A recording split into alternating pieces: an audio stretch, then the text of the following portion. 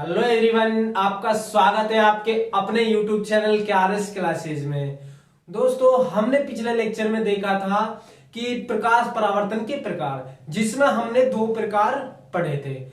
पहला प्रकार था नियमित परावर्तन और दूसरा प्रकार था अनियमित, जिसको हम बोल रहे थे विसरित परावर्तन। उसके बाद में हमने देखा था कि दर्पण किसे कहते हैं, ठीक है। उसके बाद देखा था दर्पणों के प्रकार, ठीक है। अब दर्पणों के प्रकार दो होते हैं, जिनमें पढ़ा था हमने पहला समतल दर्पण और दूसरा पढ़ा था गोलीय दर्पण, ठीक है। तो गोलीय दर्पण के भी प्रकार हमने दो देखे थे, एक था उत्तल दर्पण, एक अवतल दर्पण। अब ये उत्तल दर्पण क्या होता है? देखिए, जो गोलीय दर्पण होता है उसका परावर्तक पृष्ठ होता है ना, जहां से प्रकाश किरण टकरा के वापस लौटेगी, उसको परावर्तक पृष्ठ कहते हैं, ठीक है। तो उसमें क्या हो रहा था, जो उभरा हुआ भाग था वो तो परावर्तक पृष्ठ था और उसमें हमने अंदर की तरफ क्या कर दी थी, पॉलिश कर दी थी। इस प्रकार के दर्पण को क्या कह रहे हैं, उत्तल दर्पण कह रहे थे, ठीक है। और अवतल दर्पण क्या होता है, जिसका परावर्तक पृष्ठ अंदर की तरफ हो, यानी गोले के अंदर की तरफ। देखो यहां पर परावर्तक पृष्ठ की, परावर्तक पदार्थ की पॉलिश कहां करेंगे, बाहर की तरफ, ठीक है। जो अंदर का भाग है ये क्या करेगा, प्रकाश किरण को परावर्तित कर देगा, ठीक है। उसके बाद आज के लेक्चर में हम पढ़ने वाले हैं दर्पण के, गोलीय दर्पण के कुछ महत्वपूर्ण बिंदुओं के बारे में, जो कि बहुत ज्यादा काम आएंगे, ठीक है। तो अगर आपको वीडियो अच्छी लगती है ना दोस्तों, तो वीडियो को लाइक कर दीजिए और अपने इस चैनल को सब्सक्राइब करना बिल्कुल ना भूलें, ठीक है। आप देखते हैं ध्रुव क्या होता है, ठीक है। गोलीय दर्पण का ध्रुव क्या होता है, तो देखिए गोल दर्पण का ध्रुव किसी भी गोलीय दर्पण का परावर्तक पृष्ठ का मध्य बिंदु ध्रुव कहलाता है। देखिए क्या है, ये गोलीय दर्पण ले लिया, ठीक है। इसका परावर्तक पृष्ठ क्या है, ये है ना, ठीक है ना। ये अवतल ही तो है क्योंकि बाहर की तरफ पॉलिश कर रखी है मैंने। तो इसका परावर्तक पृष्ठ का जो मध्य बिंदु होता है ना, ये परावर्तक पृष्ठ ही तो है पूरा, इसका मध्य बिंदु, इसको कहते हैं ध्रुव। अभी देखो अवतल के लिए भी बीच में रहेगा और उत्तल के लिए भी यही रहेगा। देखो कैसे है, उत्तल के लिए कैसे रहेगा, ये यही रहने वाला दोस्तों। तो उत्तल के लिए हम क्या कर देंगे, पॉलिश अंदर की तरफ कर देंगे, बात खत्म। ये लो अंदर की तरफ मैंने पॉलिश कर दी, तो इसके लिए भी बिल्कुल बीच में ही रहेगा ध्रुव। क्लियर है? अब देखिए, अब वक्रता केंद्र होता क्या है, ठीक है। अब पढ़ने वाले हम वक्रता केंद्र क्या होता है। देखिए, जो ये गोलीय दर्पण होता है, किसी ना किसी गोले का भाग होता है ना। देखो कल्पना कीजिए, जैसे कि बॉल होती है, हम फुटबॉल खेलते हैं जिससे, ठीक है। तो बॉल होती है, बिल्कुल गोल होती है। अगर उसको काट दें बीच में से, हम उसको काट दें बीच में से, तो कुछ इस तरीके की संरचना नहीं बन जाएगी, दो, एक ये भाग एक ये भाग। तो इस बॉल को हम दोबारा चिपकाएंगे तो बीच में आपने देखा होगा केंद्र होता है, बिल्कुल जैसे वृत्त का केंद्र होता है बीच में, उसी तरीके से इस गोलीय दर्पण का भी तो केंद्र होगा ना।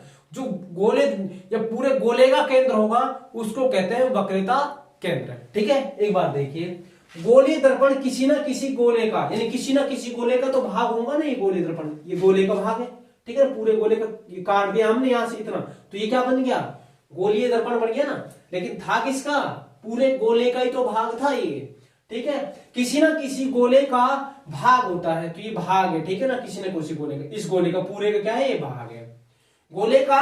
अब जो गोला था वो गोला कौन सा, पूरा गोला, गोले का केंद्र ही। अब इस गोले का पूरे का केंद्र जो ये है ना, सी, जिसको हम सी से प्रदर्शित करें, पूरे का गोले का केंद्र, वो ही क्या है, वक्रता केंद्र कहलाता है। किसके लिए कहलाएगा ये वक्रता केंद्र, अब ये इस दर्पण के लिए कहलाएगा, गोलीय दर्पण के लिए, ये इसके लिए, ना कि पूरे गोले के लिए, ठीक है ना। जो इस पूरे गोले का केंद्र था ना, जो वही वक्रता केंद्र है भाई, इस दर्पण के लिए हो गया।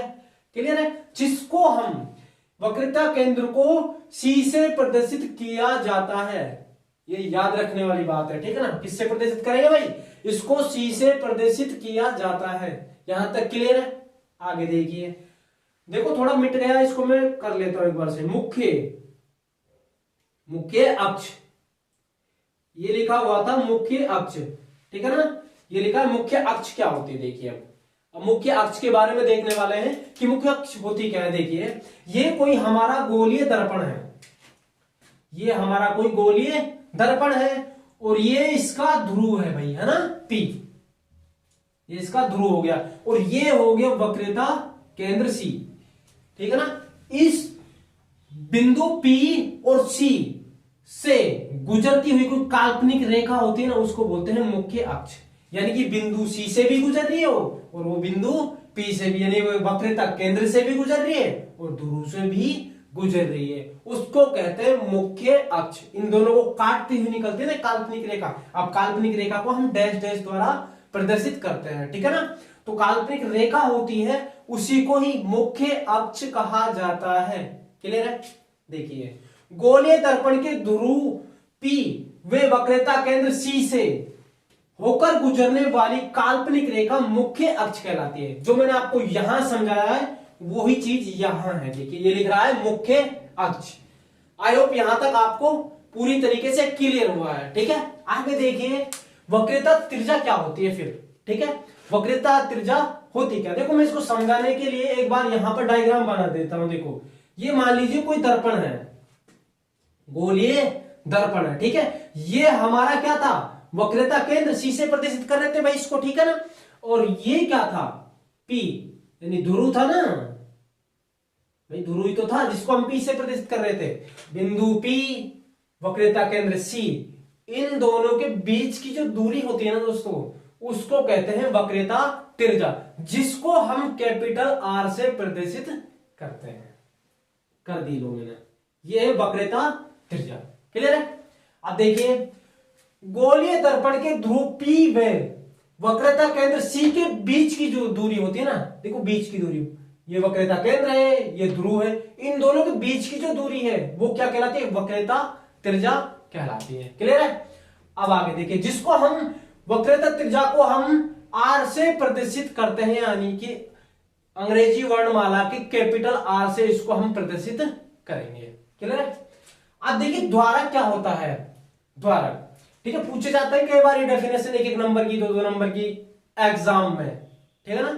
तो देखिए, द्वारक क्या होता है, दर्पण का वृत्ताकार भाग द्वारक कहलाता है। जो ये भाग होता है ना, ये पूरा वृत्ताकार यानी गोलीय भाग है, इसी को हम द्वारक कहते हैं, ठीक है। द्वारक मतलब जिसमें प्रकाश किरण आएगा, ठीक है ना, उसको क्या कहते हैं, द्वारक कहते हैं। जिसको हम, द्वारक को हम एम और एन द्वारा प्रदर्शित करते हैं।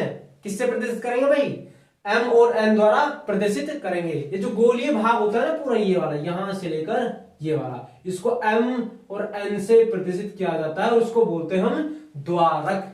क्लियर है? अब देखिए आगे, अगला जो बिंदु है वो है मुख्य फोकस।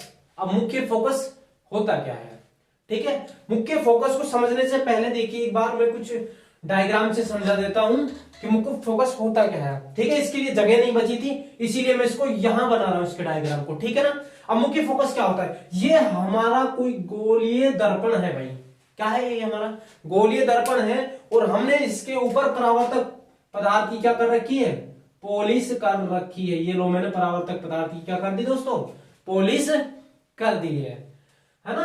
अब आगे देखिए, ये हमारा ध्रुव था पी, ध्रुव ही तो बोलते हैं पी, और ये था हमारा वक्रता केंद्र सी, ठीक है।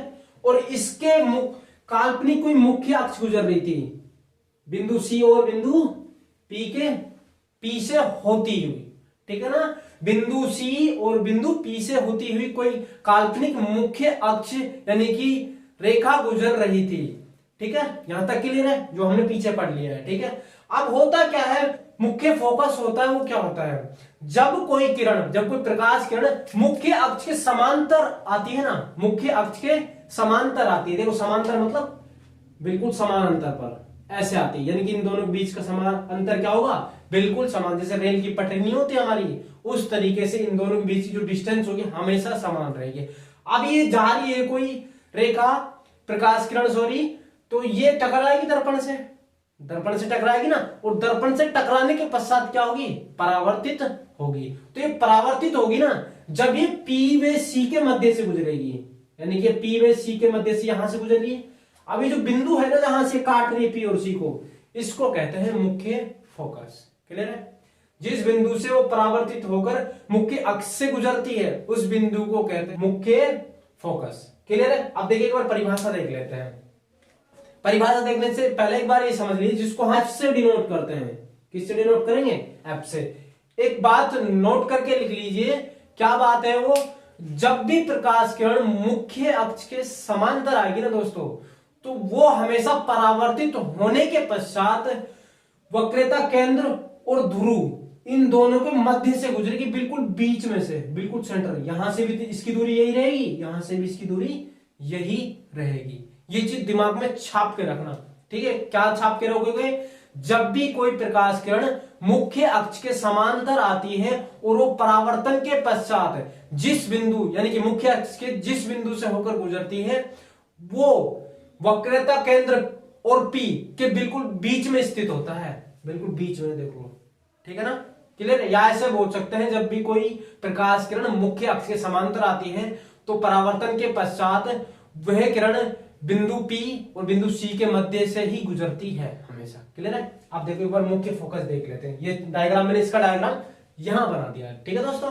अब देखिए, जब प्रकाश किरण मुख्य अक्ष के, अब मुख्य अक्ष ये होगी ना, मैंने डॉट डॉट से दर्शाई थी जिसको, कि समांतर आती है। देखो समांतर आ रही है बिल्कुल, ठीक है ना। समांतर आती है तो परावर्तक ये परावर्तक पृष्ठ ही तो है, परावर्तक पृष्ठ से टकराकर मुख्य अक्ष के जिस बिंदु से, अब किस बिंदु से गुजर रही है? इस बिंदु से, यहां से मुख्य अक्ष तो है, जिस बिंदु से गुजरती है वह बिंदु दर्पण का मुख्य फोकस बिंदु कहलाता है।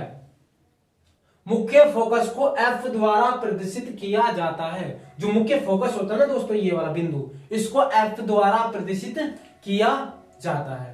देखिए दोस्तों, एक बार इसका स्क्रीनशॉट ले लीजिए आप, है ना। ये लीजिए, मैं हट जाता हूं साइड में।